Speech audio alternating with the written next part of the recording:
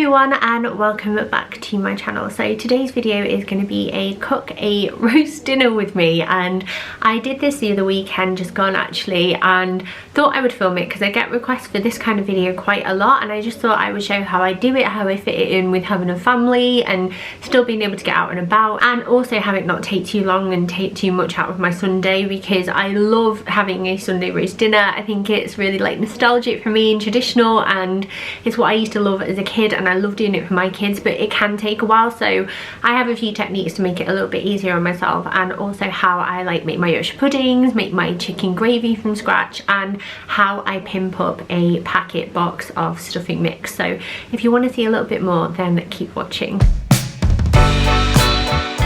So the first bit of prep starts in the morning when the kids are eating their breakfast on a Sunday morning. I look awful but I try and do all the veggie prep now, because then we can get on with the rest of our day on Sunday. We can go out and do whatever we want, and I know I've not got loads of stuff to do when I get back. So first up we have Maris Piper potatoes. These are the ones that I tend to buy most of the time, and we're going to do mash today. Sometimes I do raised potatoes, but generally speaking I feel like mash is a bit easier on me because I've got like less stuff in the oven to worry about. So I'm gonna peel some potatoes.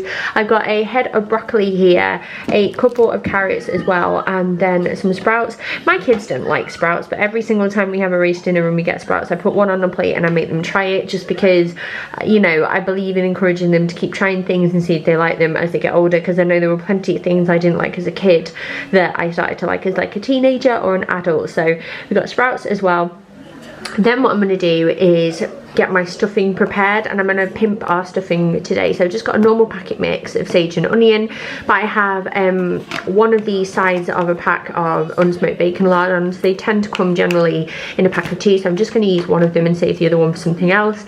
And then I also have some cranberry sauce for that. So I'm going to start by prepping all my veg and peeling things and things like that, and then I will move on to this. So with the sprouts, what I tend to do is that I cut off the end here and then I make a cross. I don't even know why I do it. It's meant to help the sprout cook more evenly, but my family did it when I was younger, so I do it now as well. So I'm just going to do that to all of these and then pop them in a pan with some salted water, and then they can sit quite happily there until I'm ready to start cooking them.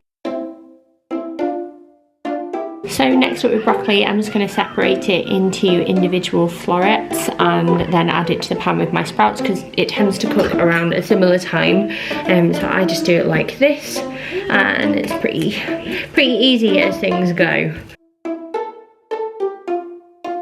So next up is the carrots, and I pop these in a separate little small pan, and I actually don't peel them because there's loads of nutrients in the skin, and you know, it's quicker, so I just top and tail them, get any straggly ends off, and then I tend to cut mine into little coin disc shapes rather than sticks. I know everyone does it differently, but I find that the little coins are easier to cut, and also I think they cook more evenly as well. So I'm just going to do that and add those to the pan, and then it's just the potatoes that I need to do next.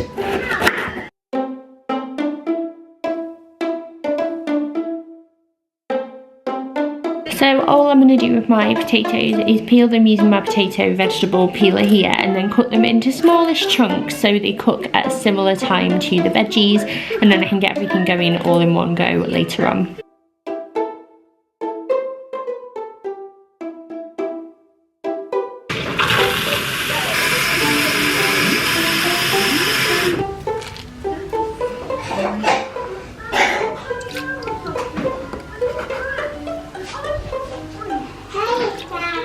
So now onto the stuffing. So this pack here actually makes 2 lots of stuffing, so I've got an extra like sachet of it in there for another weekend, and now I'm just making it up as per the instructions. Woo! So I've added 400 ml of boiling water, and then over here I have the bacon lardons cooking off as well. So just in a small pan, I'm going to cook these until they're nice and crispy and golden, and then add those to the stuffing mix along with a little bit of cranberry sauce. So that's the bacon lardons added, and I've added in a heaped teaspoon of cranberry sauce as well. So I'm going to mix this all through, let it cool a little bit, and then I will form it into balls. So these are the stuffing balls done. It made 12, which is a perfect amount really, and what I'm going to do is just loosely cover these now and then pop them in in the fridge to cook later on. So the last thing I've done this morning is make Yorkshire pudding batter, and this is a really easy recipe and it uses the cup method, so measuring cups, and it's basically 1 cup of eggs, which is about 3 large eggs for me. I whisk those up and then I add the flour and mix that into a paste, so that's a cup of flour that goes in, and then slowly but surely you add a cup of milk. I use semi-skim milk until you have a nice smooth batter, and what I'm going to do now is let that rest in the fridge. I'm going to cover it with one of my little beeswax wraps and leave it in the fridge until it's time to cook later on. So the last thing I like to do before I go and get ready for the day and just enjoy the rest of my Sunday is just wash up anything that I have left, because then it's like half of the washing's kind of done and I have to deal with it later. So I'm going to do that, and then I'm going to go and get ready, enjoy the rest of the day with my family, and then I will see you in a little bit to cook all of this and eat it, which is the best part.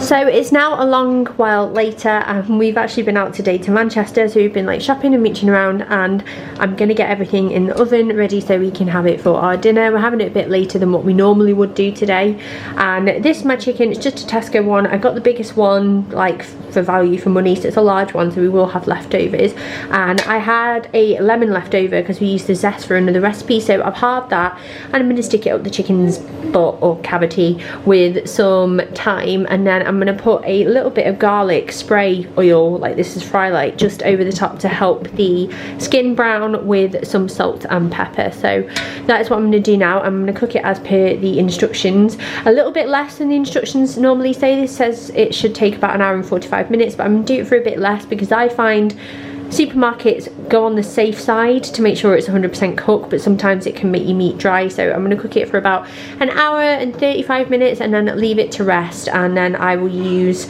the juices as a basis for the gravy. So I've also put a red onion that I've quartered in here with the skin still on. It's fine, just as a basis for the gravy along with all of the chicken juices. So I'm going to get all this prepared and then get it in the oven.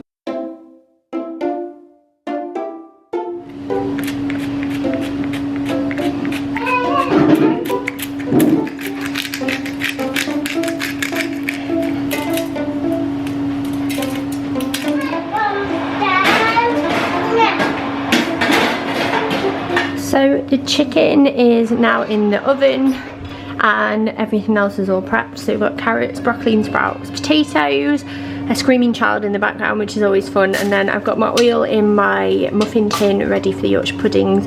Yorkshire pudding mix is here, and then these are my stuffing balls. So I'm just gonna wait for the chicken to cook really, and towards the end of that I will start with the next part of our meal. I'm gonna go and have a glass of wine and chill with my family now. So the chicken's been in for about an hour now, and I'm just gonna go in with a little bit of wine in the bottom, just to like steam a little bit, but also start the basis of the gravy. And there's probably about half an hour left, and then once that's done I will get on with everything else.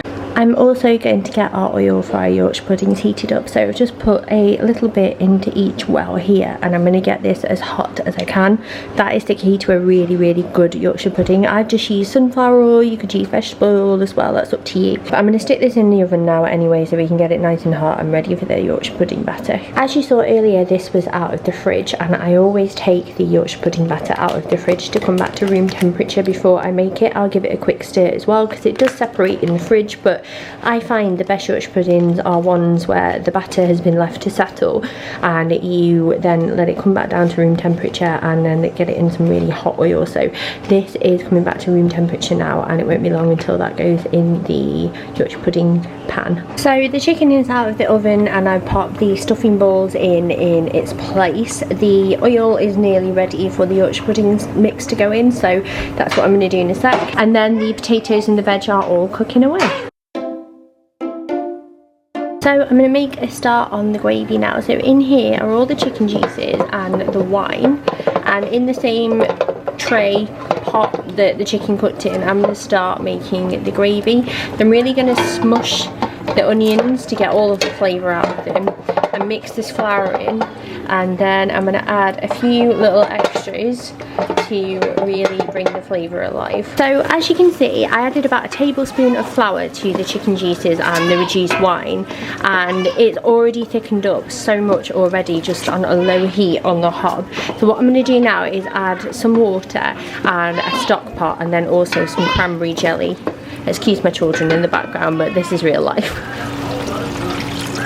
So this is the stock pot that I'm using. It's an OXO reduced salt chicken stock pot. So I'm going to pop that in. About a tablespoon of cranberry jelly as well, and then I will add more water if I feel like it needs it, but it gets too thick or I want to make a little bit more, I will add some water. So that's what I'm going to do now. So they are in, and now it's just time to stir and keep an eye on it and make a really tasty gravy.